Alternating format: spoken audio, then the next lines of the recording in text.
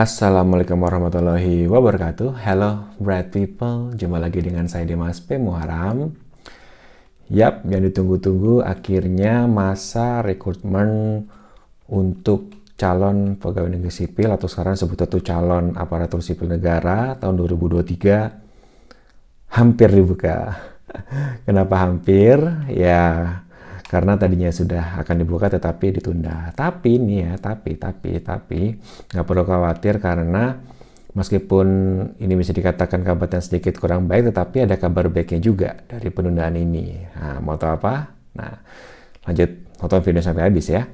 Nah, sebelumnya saya kan perkenalkan diri dulu buat kamu yang mungkin baru pertama kali datang ke channel YouTube ini. Jadi nama saya Dimas Prasetyo Muharam atau bisa dipanggil Dimas, dan saya adalah seorang ASN. Saya menjadi ASN atau ikut seleksi CPNS itu tahun 2017 dan SK-nya itu atau TMT atau mulai menjadi seorang CPNS tahun 2018 dan diangkat sebagai PNS tahun 2019. Pada saat itu saya CPNS di Kementerian Pendidikan dan Kebudayaan untuk formasi khusus disabilitas sebagai jabatannya sebagai peneliti. Nah, sejak tahun per 1 Januari 2022 saya pindah ke Badan Riset dan Inovasi Nasional karena ada perubahan struktur inilah ya tentang Sisnas Iptek yang buat mereka untuk seluruh PNS yang jabatan sebagai peneliti itu semuanya pindah ke BRIN. Dan saat ini saya sedang tugas belajar di University of Adelaide, South Australia. Insya Allah semester terakhir untuk program Master of Education.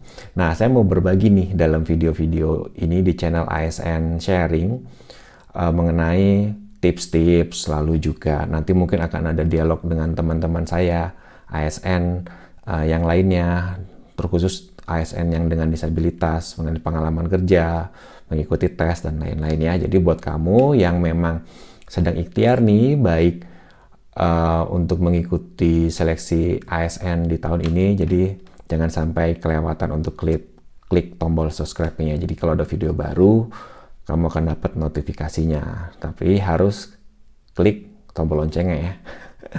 Oke, jadi gini teman-teman. Jadi kan menurut pengumuman dari BKN, itu dari bulan Agustus itu sudah diumumkan bahwa seleksi CPNS atau seleksi ASN itu akan dibuka pada tanggal 17 atau 18 September ya tahun 2023. Tetapi malam ini saya cek website resminya di sscisn.bkn.go.id.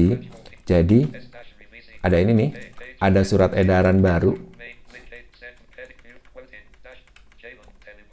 dari BKN bernomor 8871 garis miring B garis miring KS titik 04 titik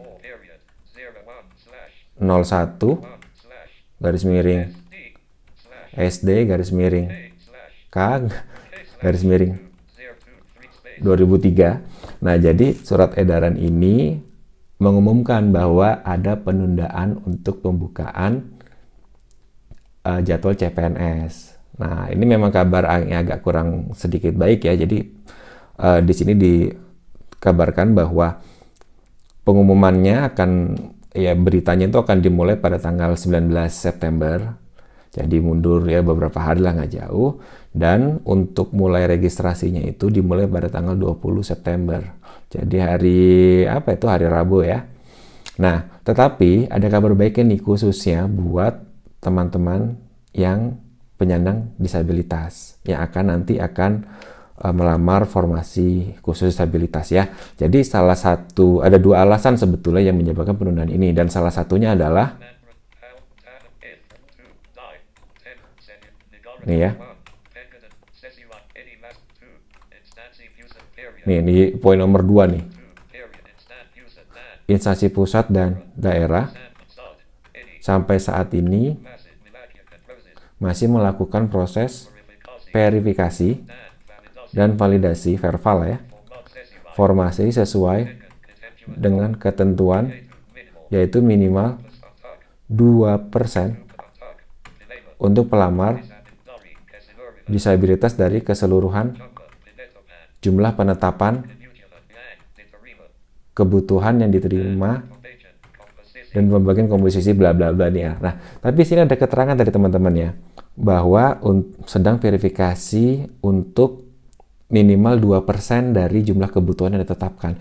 Ini menurut saya sebuah kabar yang sangat baik ya, karena beberapa seleksi CPNS sebelumnya meskipun sudah ada formasi khusus disabilitas, tetapi sangat kentara sekali bahwa perbandingan 2%-nya itu belum terpenuhi ya untuk semua instansi. Bayangkan kalau misalnya ada pembukaan CPNS yang membuka misalnya untuk 10.000 pelamar, untuk 10.000 kebutuhan. Berarti kan 2%-nya itu udah banyak banget kan. Ada sekitar berapa tuh? 2.000.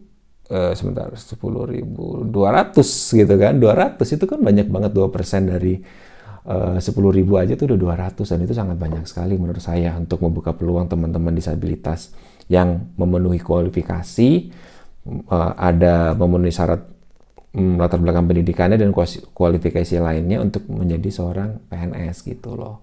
Itu akan jadi kesempatan luar biasa. Jadi teman-teman nggak perlu khawatir ya. Mudah-mudahan ini betul-betul bisa terpenuhi ya, minimal 2%. Ini minimal loh ya, berarti kan lebih juga lebih bagus gitu. Jadi mudah-mudahan nanti ketika dibuka formasinya itu akan lebih banyak lagi lowongan-lowongan yang dibuka untuk penyandang disabilitas. Nah, itu sih info baiknya.